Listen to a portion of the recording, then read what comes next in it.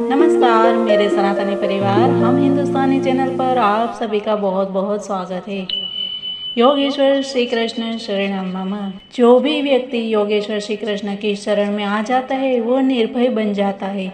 इसीलिए हमने देखा कि कल के वीडियो में कि कैसे सबको निर्भय कर दिया, यमुना जल को स्वच्छ कर दिया और साथ ही साथ श्री भगवान के मुख से ही ये कहा गया है कि जो भी व्यक्ति प्रातः एवं सायं संध्या के समय यह वृत्तांत सुनेगा वो सर्पों के भय से मुक्त हो जाएगा। इसके साथ ही इस जल में प्रभु ने क्रीड़ा की थी, इसलिए इस जल में स्नान करने से और पितरों का तर्पण करने से पितरों को भी मुक्ति मिल जाती है और सभी पापों से मनुष्य मुक्त हो जाता है। ये श्रीमद् भागवत का 10वें स्कंद का 16वां अध्याय है।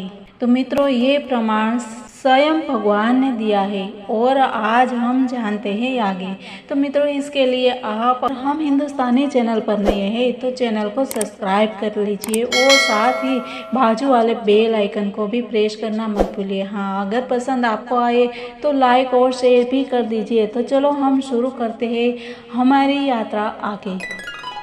कालिया दमन की कथा सुनने के बाद राजा परीक्षित ने सुखदेव जी महाराज से पूछा कि कालिया ने अपना सुंदर स्थान क्यों त्याग दिया और गरुड़ उनके प्रति विरोध क्यों रखता था। तभी सुखदेव जी महाराज ने बताया कि नागालय नामक द्वीप सर्पों से बसा था और कालिया वहां का प्रमुख सर्प था। उस द्वीप में सर्प खाने का आदि होने के कारण गरुड़ सर्प खाने आता था और इच्छानुसार अनेक सर्पों को मार डालता था। उनमें से वह कुछ को खा जाता किंतु अन्यों को वृथा ही वध करता रहता।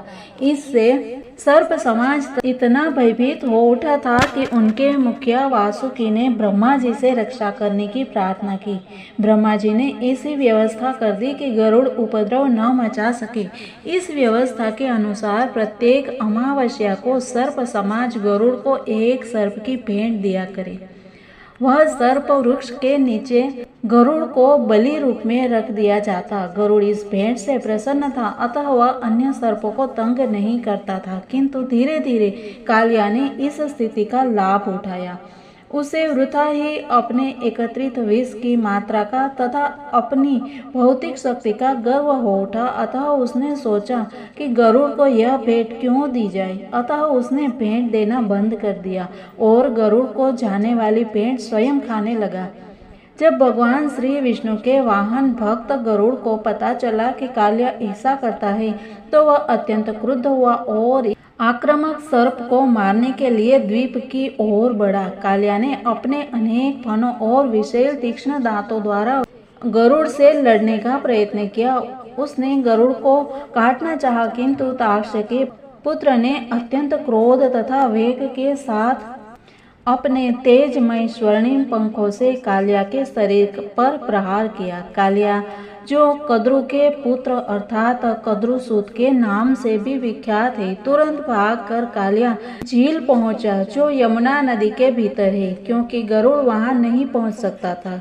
कालिया ने इसीलिए यमुना के जल के भीतर निवास किया। जिस तरह गरुड़ कालिया सर्प के द्वीप में जाता था उसी प्रकार वह यमुना से भी मछली पकड़कर उन्हें खाने के लिए जाता था। किंतु वहां सौभरी मुनि नाम के एक महान योगी रहते थे जो जल के भीतर ध्यान करते थे और मछलियों को प्रति सहानुभूति दिखाते थे। उन्होंने गरुड़ को कहा कि वह मछलियों को तंग करने वहां न आए। यद्यपि वह भगवान श्री विष्णु का वाहन होने के कारण किसी की आज्ञा के अधीन न था, किंतु उसने इस महान योगी की आज्ञा का उल्लंघन नहीं किया। उसने बहुत सारी मछलियां खाने की बजाय एक बहुत बड़ी मछली पकड़ ली जो मछलियों की सरदार थी।